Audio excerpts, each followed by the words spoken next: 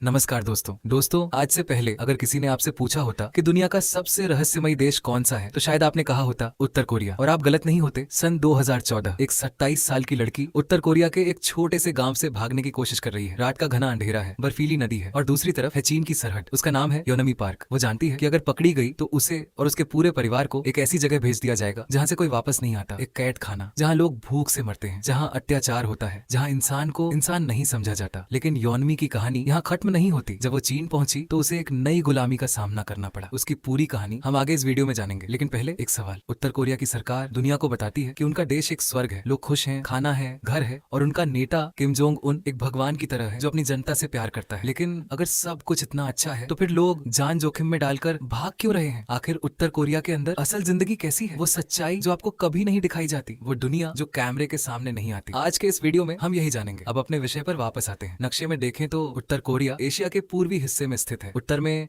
चीन और रूस की सरहद है, दक्षिण में है दक्षिण कोरिया जो एक अत्यंत सुरक्षित सीमा से अलग है, जिसे अलगाव क्षेत्र कहते हैं। यह दुनिया की सबसे खतरनाक सीमाओं में से एक है। उत्तर कोरिया की जनसंख्या है लगभग 2,60,00,000 और इस पूरी जनसंख्या पर नियंत्रण है एक ही परिवार का, किम राजवंश। इसकी शुरुआत हुई थी किम इल सुंग से। सन 1948 में जब कोरिया दो हिस्सों में बंटा तो किम इल सुंग ने उत्तरी हिस्से की सत्ता अपने हाथ में ले ली। सोवियत संघ की मदद से उन्होंने एक ऐसी सरकार बनाई जो साम्यवादी थी, लेकिन असल में यह एक पारिवारिक तानाशाही थी। किम इल सुंग के बाद उनके बेटे किम जोंग इल आए और उनके बाद आए उनके बेटे किम जोंग उन, जो आज उत्तर कोरिया के सर्वोच्च नेता हैं। 3 पीढ़ियां, एक ही परिवार, एक ही देश पर पूरा नियंत्रण, 70 साल से ज्यादा। दोस्तों, ये सिर्फ एक राजनीतिक व्यवस्था नहीं है, यह एक पूर्ण मानसिक नियंत्रण की व्यवस्था है और यह समझना बहुत जरूरी है। उत्तर कोरिया की सरकार अपने लोगों को क्या बताती है? सरकारी माध्यमों के मुताबिक उत्तर कोरिया एक आदर्श समाज है, एक परिपूर्ण देश जहां हर नागरिक को मुफ्त में घर मिलता है, मुफ्त स्वास्थ्य सेवा है, मुफ्त शिक्षा है और उनका नेता एक महामानव है। आपको जानकर हैरानी होगी दोस्तों कि उत्तर कोरिया में आधिकारिक रूप से यह दावा किया जाता है कि किम जोंग इल जब पैदा हुए थे तो आसमान में दोहरा इंद्रधनुष बना था, पहाड़ों पर नए फूल खिले थे और एक नया तारा आसमान में चमका था। यह प्रचार इतना गहरा है कि उत्तर कोरिया के लोगों को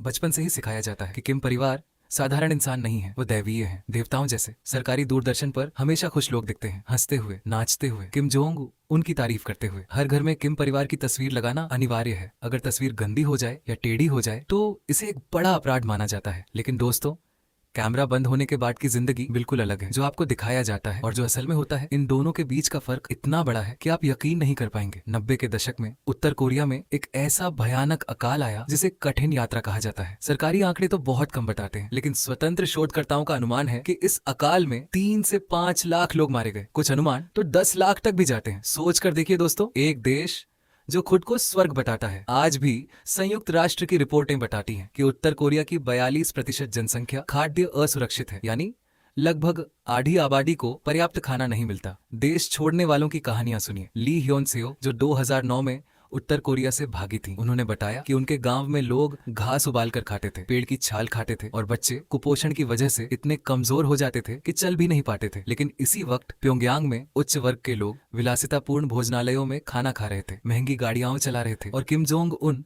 स्विट्जरलैंड में पढ़ रहे थे। दोस्तों, सोच कर देखिए, एक देश जो खुद को स्वर्ग बताता है, वहां आधी से ज्यादा आबादी को पर्याप्त खाना नहीं मिलता और इसी वक्त उसी देश का उच्च वर्ग विलासिता में जी रहा है। यह है उत्तर कोरिया की असली विषमता। दोस्तों, उत्तर कोरिया में हर नागरिक की जिंदगी पर 24 घंटे नजर रखी जाती है। वहाँ एक व्यवस्था है जिसे सोंगबुन कहते हैं। यह एक सामाजिक वर्गीकरण व्यवस्था है जो आपके पूरे परिवार की राजनीतिक इतिहास के आधार पर तय होती है। अगर आपके दादा ने कभी सरकार के खिलाफ कुछ कहा था तो आज आपको और आपके बच्चों को उसकी सजा मिलेगी। आप किस वर्ग में हैं, इससे तय होता है कि आपको कौन सा काम मिलेगा, आप कहाँ रह सकते हैं, आपके बच्चे कौन से विद्यालय में जाएंगे, यहाँ तक कि आप किससे विवाह कर सकते हैं। लेकिन सबसे भयानक चीज है क्वानलिसो। ये उत्तर कोरिया के गुप्त राजनीतिक बंदी शिविर है। उपग्रह चित्रों से इनका पता चला है। इनमें अनुमानित 80,000 से 1,20,000 लोग बंद हैं। इन शिविरों में अत्याचार होता है, जबरदस्ती मजदूरी होती है और अगर आप यहाँ पहुंच गए तो आपका पूरा परिवार भी यहीं आ जाता है। इसे कहते हैं 3 पीढ़ियों की सजा। आपने अपराध किया, आपके बच्चे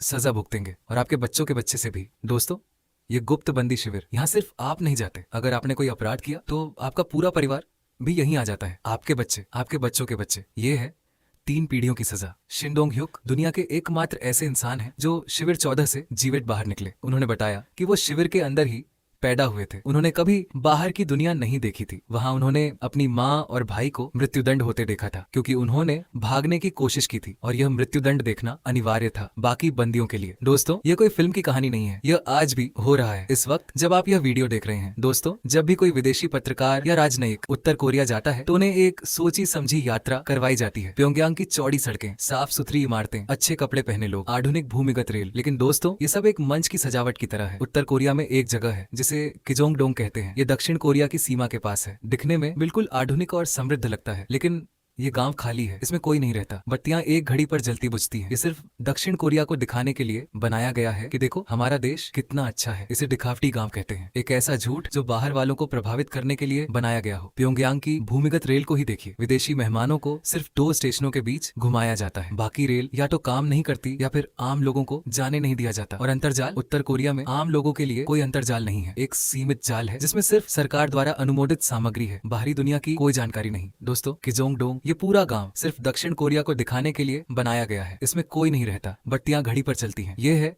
दिखावटी गांव, एक ऐसा झूठ जिसे सच दिखाने के लिए बनाया गया हो। अब वापस आते हैं योनमी पार्क की कहानी पर। योनमी ने बताया कि उत्तर कोरिया में उन्हें बचपन से सिखाया गया था कि किम जोंग इल उनके दिल की बात सुन सकते हैं। जब योनमी की मां ने एक दक्षिण कोरियाई फिल्म देखी तो पड़ोसी ने सरकार को सूचना दे दी। उनके पिता को गिरफ्तार कर लिया गया। इसके बाद योनमी और उनकी मां ने जान जोखिम में डालकर तुम्हें नदी पार की, लेकिन चीन में उन्हें मानव तस्करों ने पकड़ लिया। योनमी की मां को अपनी बेटी को बचाने के लिए खुद को तस्करों को सौंपना पड़ा। आखिरकार वो दोनों मंगोलिया के रास्ते दक्षिण कोरिया पहुंची और आज योनमी पार्क पूरी दुनिया में उत्तर कोरिया की सच्चाई बताती है। एक और कहानी है ओह चोंग सोंग की। 2017 में वो उत्तर कोरिया से भागते वक्त दक्षिण कोरियाई सीमा में घुस गए। इस दौरान उन्हें 5 गोलियां लगी। दक्षिण कोरियाई चिकित्सकों ने उनकी जान बचाई, लेकिन जब शल्य चिकित्सा हुई तो चिकित्सकों को उनके पेट में परजीवी मिले। इतने बड़े बड़े परजीवी जो उत्तर कोरिया में खाने की कमी और दूषित जल की वजह से उनके शरीर में थे। दोस्तों, यह है उत्तर कोरिया की असली स्वास्थ्य सेवा की सच्चाई। जो सरकार मुफ्त स्वास्थ्य सेवा का दावा करती है, उस देश के लोगों के पेट में परजीवी है, क्योंकि खाना नहीं है, पानी साफ नहीं है। ये सिर्फ योनमी और चोंग सोंग की कहानी नहीं है दोस्तों। हजारों लोग हर साल उत्तर कोरिया से भागते हैं जान जोखिम में डालकर। दोस्तों, आप सोच रहे होंगे कि यह तो उत्तर कोरिया की बात हो रही है, हमसे क्या लेना देना। लेकिन इस कहानी में एक बड़ा सबक है। उत्तर कोरिया में लोगों को यह यकीन दिला दिया गया है कि बाहर की दुनिया बहुत बुरी है,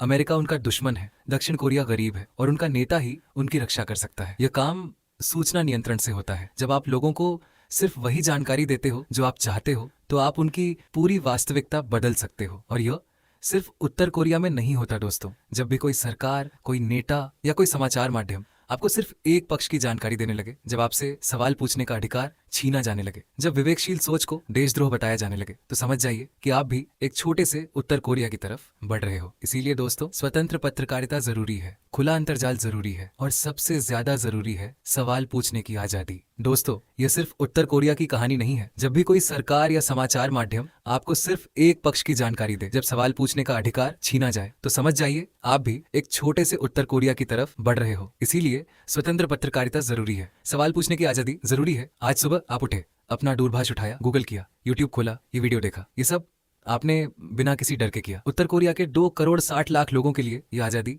एक सपना है। वो लोग जो आज रात भूखे सोएंगे, जो एक गलत बात कहने पर जेल जा सकते हैं, जिनके बच्चे कभी बाहरी दुनिया नहीं देख पाएंगे। योनमी पार्क ने एक बार कहा था कि उत्तर कोरिया में मुझे पता ही नहीं था कि मैं आजाद नहीं हूँ। और यही सबसे डरावनी बात है, उन्हें पता ही नहीं था कि वो आजाद नहीं है, क्योंकि उन्होंने आजादी देखी ही नहीं थी। दोस्तों, आजादी की कोई कीमत नहीं होती, और जो लोग इसे सामान्य समझते हैं वो नहीं जानते कि इस दुनिया में करोड़ों लोग हैं जो इसके लिए जान दे देते हैं। अगली बार जब आप कोई लेख पढ़ें, कोई वीडियो देखें, कोई राय बनाएं, तो एक बार जरूर सोचिए, क्या मैं पूरी जानकारी देख रहा हूँ या सिर्फ वही जो मुझे दिखाया जा रहा है। यही सोच आपको एक जागरूक नागरिक बनाती है और यही सोच दुनिया को एक बेहतर जगह बनाती है। बहुत बहुत धन्यवाद दोस्तों।